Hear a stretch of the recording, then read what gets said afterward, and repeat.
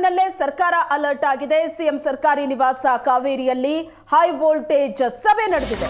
ಆರೋಗ್ಯ ಇಲಾಖೆಯ ಅಧಿಕಾರಿಗಳ ಜೊತೆ ಸಿಎಂ ನಡೆಸಿರುವಂತಹ ಸಭೆ ಇದು. ಮುನ್ನೆಚ್ಚರಿಕಾ ಕ್ರಮಗಳನ್ನು ತೆಗೆದುಕೊಳ್ಳೋದ್ರ ಬಗ್ಗೆ ಈ ಸಭೆಯಲ್ಲಿ ಚರ್ಚೆ ಆಗ್ತಾ ಇದೆ. ಹಿರಿಯ ಅಧಿಕಾರಿಗಳು ಸಚಿವರು ಸಭೆಯಲ್ಲಿ ಭಾಗಿಯಾಗಿದ್ದಾರೆ. ಕೊರೋನಾ ಆರ್ಭಟದ ಬೆನ್ನಲ್ಲೇ ಸರ್ಕಾರ ಅಲರ್ಟ್ ಆಗಿದೆ. ಸಿಎಂ ಸರ್ಕಾರಿ ನಿವಾಸ ಕಾವೇರಿಯಲ್ಲಿ ಹೈ ವೋಲ್ಟೇಜ್ ಸಭೆ ನಡೆದಿದೆ. ಆರೋಗ್ಯ ಸಚಿವರು, ವೈದ್ಯಕೀಯ ಶಿಕ್ಷಣ ಸಚಿವರು ಸಭೆಯಲ್ಲಿ ಭಾಗಿಯಾಗಿದ್ದಾರೆ. ಶಾಲೆ ಇನ್ನೇನು ಆರಂಭ ಆಗ್ತಾ ಇದೆ. ಈಗ ಕೋವಿಡ್ ಆರ್ಭಟ ಕೂಡ ಜಾಸ್ತಿ ಆಗ್ತಾ ಇರೋದ್ರಿಂದ ಮುನ್ನೆಚ್ಚರಿಕಾ ಕ್ರಮವಾಗಿ ಮೀಟಿಂಗ್ ನಡೀತಾ ಇದೆ.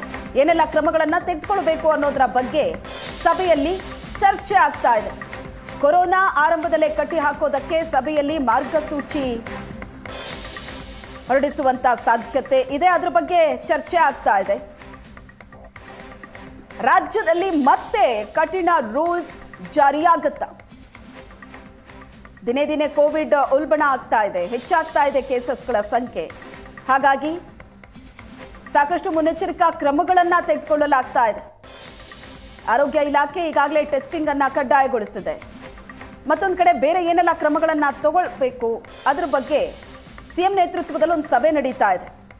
ಆ ಸಭೆಯಲ್ಲಿ ಆರೋಗ್ಯ ಸಚಿವರು, ವೈದ್ಯಕೀಯ ಶಿಕ್ಷಣ ಸಚಿವರು, ಆರೋಗ್ಯ ಇಲಾಖೆಯ ಅಧಿಕಾರಿಗಳು ಭಾಗಿಯಾಗಿದ್ದಾರೆ. ಮೀಟಿಂಗ್ನ ಫೋಟೋ ನೋಡ್ತಾ ಇದ್ದೀರಿ ನೀವು. ಸಿಎಂ ಸಿದ್ದರಾಮಯ್ಯನವರ ನೇತೃತ್ವದಲ್ಲಿ ನಡೀತಾ ಇರುವಂತಹ ಸಭೆ ಇದು. ಸಿಎಂ ಸರ್ಕಾರಿ ನಿವಾಸ ಕಾವೇರಿಯಲ್ಲಿ ನಡೀತಾ ಇರೋ ಹೈ ವೋಲ್ಟೇಜ್ ಸಭೆ. ಆರೋಗ್ಯ ಸಚಿವರಿದ್ದಾರೆ, ಸಿಎಂ ಸಿದ್ದರಾಮಯ್ಯನವರಿದ್ದಾರೆ, ಹಲವು ಅಧಿಕಾರಿಗಳಿದ್ದಾರೆ, ಆರೋಗ್ಯ ಇಲಾಖೆ ಅಧಿಕಾರಿಗಳು. ಇಂಥ ಸಂದರ್ಭದಲ್ಲಿ ಏನು ಕ್ರಮ ತಗೋಬೇಕು ಅದ್ರ ಬಗ್ಗೆ ಚರ್ಚೆ ಆಗ್ತಾ ಇದೆ. ಕೋವಿಡ್ ಜಾಸ್ತಿ ಆಗ್ತಾ ಇದೆ ನಿಜ, ಆರಂಭದಲ್ಲೇ ಇದನ್ನ ಕಂಟ್ರೋಲ್ ಮಾಡಬೇಕು ಅಂತ ಅಂದ್ರೆ ಯಾವ ರೀತಿ ಹೆಜ್ಜೆ ಇಡಬೇಕು ಅನ್ನೋದರ ಬಗ್ಗೆ ಡಿಸ್ಕಸ್ ಆಗ್ತಾ ಇದೆ. ಸಭೆಯಲ್ಲಿ ಕೊರೋನಾ ತಡೆ ಬಗ್ಗೆ ಚರ್ಚೆ, ಕೋವಿಡ್ ತಡೆಗೆ ಸಿದ್ಧತೆಗಾಗಿ ಸಭೆಯಲ್ಲಿ ಸೂಚನೆ. ಸಹಾಯವಾಣಿ ತೆರೆಯುವಂತೆ ಸಿಎಂ ಸಲಹೆ ಕೊಟ್ಟಿದ್ದಾರೆ. ಕಳೆದ ಬಾರಿಯಂತೆ ಕೋವಿಡ್ ಸಮಸ್ಯೆ ಆಗಬಾರದು, ಯಾರಿಗೂ ತೊಂದರೆ ಆಗದಂತೆ ನೋಡಿಕೊಳ್ಳಿ. ಆರೋಗ್ಯ ಇಲಾಖೆ ಅಧಿಕಾರಿಗಳಿಗೆ ಸಿಎಂ ಕೊಟ್ಟಂತ ಸೂಚನೆ ಇದು. ಸಭೆಯಲ್ಲಿ ಶಾಲೆ ಪುನರಾರಂಭದ ಬಗ್ಗೆಯೂ ಕೂಡ ಚರ್ಚೆ ಆಯಿತು.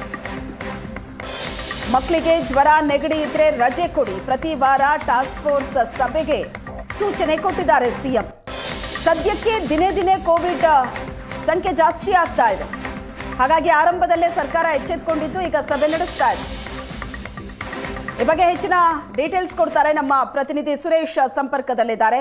ಸುರೇಶ್, ಕೋವಿಡ್ ಅಂತ ಅಂದ್ರೆ ಜನ ಒಂದು ಕ್ಷಣ ಶಾಕ್ ಆಗಬೇಕು ಅಂತ ಪರಿಸ್ಥಿತಿಯನ್ನ ನಾವು ಕೋವಿಡ್ ಕಾಲದಲ್ಲಿ ನೋಡಿದ್ದೀವಿ. ಈಗ ಮತ್ತೆ ಕೋವಿಡ್ ಪ್ರಮಾಣ ಜಾಸ್ತಿ ಆಗ್ತಾ ಇರೋದ್ರಿಂದ ಆರಂಭದಲ್ಲೇ ಇದನ್ನ ತಡಿಬೇಕು ಅಂತ ಸರ್ಕಾರ ಮುಂದಾಗಿದೆ. ಸಿಎಂ ನೇತೃತ್ವದಲ್ಲಿ ನಡೀತಾ ಇರುವಂತಹ ಸಭೆಯಲ್ಲಿ ಯಾವ ರೀತಿ ಡಿಸ್ಕಸ್ ಆಗ್ತಾ ಇದೆ? ಈಗ ಸದ್ಯಕ್ಕೆ ಏನ್ ಕ್ರಮಗಳನ್ನ ತೆಗೆದುಕೊಳ್ಬಹುದು ಸರ್ಕಾರ? ಶ್ವೇತಾ, ಇಡೀ ಜಗತ್ತು ಇನ್ನೇನು ಮರ್ತೇ ಹೋದಂತಿದ್ದಂತಹ ಕೊರೋನಾ ಮಹಾಮಾರಿ ಇದೀಗ ಮತ್ತೆ ಕಾಣಿಸ್ಕೊಳ್ತಾ ಇದೆ. ಇದು ಜನರಲ್ಲಿ ಒಂದು ರೀತಿಯ ಆತಂಕವನ್ನ ಕೂಡ ಸೃಷ್ಟಿ ಮಾಡಿದೆ. ಹಾಗಾಗಿ ಈಗಾಗಲೇ ಆಕ್ಟಿವ್ ಕೇಸಸ್ 47 ಮುಟ್ಟಿದೆ. ಹಾಗಾಗಿ ಸರ್ಕಾರ ಈಗಲೇ ಮುನ್ನೆಚ್ಚರಿಕೆಯ ಕ್ರಮಗಳನ್ನ ತೆಗೆದುಕೊಳ್ಳುವಂತಹ ನಿಟ್ಟಿನಲ್ಲಿ ಸಿಎಂ ಸಿದ್ದರಾಮಯ್ಯನವರ ನಿವಾಸದಲ್ಲಿ ಇದೀಗ ಸಭೆ ನಡೀತಾ ಇದೆ. ಆರೋಗ್ಯ ಸಚಿವರಾದಂತಹ ದಿನೇಶ್ ಗುಂಡೂರಾವ್, ವೈದ್ಯಕೀಯ ಶಿಕ್ಷಣ ಸಚಿವರಾದಂತಹ ಶರಣ ಪ್ರಕಾಶ್ ಪಾಟೀಲ್ ಸೇರಿದಂತೆ ಹಲವು ಅಧಿಕಾರಿಗಳು ಇವತ್ತಿನ ಸಭೆಯಲ್ಲಿ ಭಾಗವಹಿಸಿದ್ದಾರೆ. ಕಳೆದ ಬಾರಿ ಕೋವಿಡ್ನಿಂದ ಎಷ್ಟೆಲ್ಲ ಸಾವು ನೋವುಗಳಾಯಿತು ಅನ್ನುವಂಥದ್ದು ಇಡೀ ಜಗತ್ತಿಗೆ ಗೊತ್ತಿದೆ. ಹಾಗಾಗಿ ಈ ಬಾರಿ ಅಂತಹ ಆತಂಕ ಪಡುವ ಅಗತ್ಯ ಇಲ್ಲ, ಇದು ಅಷ್ಟೊಂದು ಪರಿಣಾಮಕಾರಿಯಾದಂತಹ ವೈರಸ್ ಅಲ್ಲ ಅನ್ನುವಂಥ ನಿಟ್ಟಿನಲ್ಲಿ ಈಗಾಗಲೇ ಸಚಿವರು, ತಜ್ಞರು ಕೂಡ ಹೇಳ್ತಾ ಇದ್ರು ಕೂಡ ಯಾವುದೇ ಕಾರಣಕ್ಕೂ ಕೂಡ ಇದನ್ನ ನೆಗ್ಲೆಕ್ಟ್ ಮಾಡಬಾರದು, ಈಗಿನಿಂದಲೇ ಎಲ್ಲಾ ರೀತಿಯ ಮುನ್ನೆಚ್ಚರಿಕಾ ಕ್ರಮಗಳನ್ನು ತೆಗೆದುಕೊಳ್ಬೇಕು ಅನ್ನುವಂಥ ನಿಟ್ಟಿನಲ್ಲಿ ಇವತ್ತು ಸಭೆಯಲ್ಲಿ ಚರ್ಚೆ ನಡೆಸ್ತಾ ಇರುವಂತದ್ದು. ಆಸ್ಪತ್ರೆಗಳ ಸ್ಥಿತಿಗತಿ ಯಾವ ರೀತಿ ಒಂದು ವೇಳೆ ಅಂದ್ರೆ ಆಕ್ಟಿವ್ ಕೇಸಸ್ ಹೆಚ್ಚಾದ್ರೆ ಅದನ್ನ ಯಾವ ರೀತಿ ನಿಭಾಯಿಸಬೇಕು ಅನ್ನುವಂತ ನಿಟ್ಟಿನಲ್ಲಿ ಆಸ್ಪತ್ರೆಗಳು ಎಷ್ಟರ ಮಟ್ಟಿಗೆ ಸಜ್ಜಾಗಿದ್ದಾವೆ ಅನ್ನುವಂತ ನಿಟ್ಟಿನಲ್ಲಿ ಅಧಿಕಾರಿಗಳಿಂದ ಮಾಹಿತಿಯನ್ನ ಸಿಎಂ ತೆಗೆದುಕೊಳ್ತಾ ಇದ್ದಾರೆ. ಶಾಲೆಗಳು ಕೂಡ ಪುನರಾರಂಭಗೊಳ್ಳುವಂತಹ ಸಮಯ ಇದು. ಹಾಗಾಗಿ ಮಕ್ಕಳಲ್ಲಿ ಬಹಳ ಬೇಗ ವೈರಸ್ ಹರಡುವಂತಹ ಸಾಧ್ಯತೆ ಇರೋದ್ರಿಂದ ಒಂದು ವೇಳೆ ಜ್ವರ, ಶೀತ, ನೆಗಡಿ ಇಂತಹ ಲಕ್ಷಣಗಳು ಮಕ್ಕಳಲ್ಲಿ ಕಂಡು ಬಂದರೆ ಅಂತಹ ಮಕ್ಕಳಿಗೆ ರಜೆಯನ್ನ ಕೊಡುವಂತೆ ಸಿಎಂ ಅಧಿಕಾರಿಗಳಿಗೆ ಒಂದು ಸೂಚನೆಯನ್ನ ಕೊಡ್ತಾ ಇರುವಂತದ್ದು.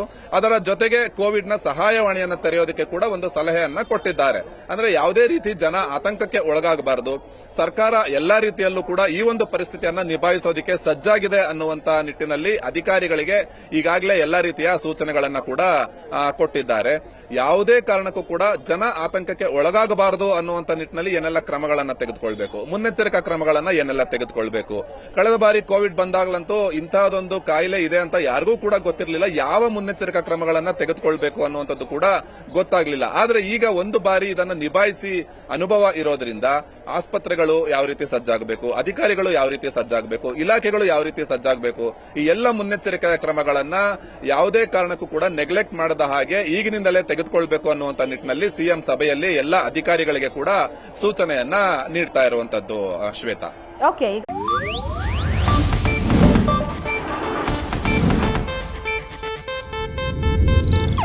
ಇದು ಏಷ್ಯಾನೆಟ್ ನ್ಯೂಸ್ ನೆಟ್ವರ್ಕ್ ಪ್ರಸ್ತುತಿ.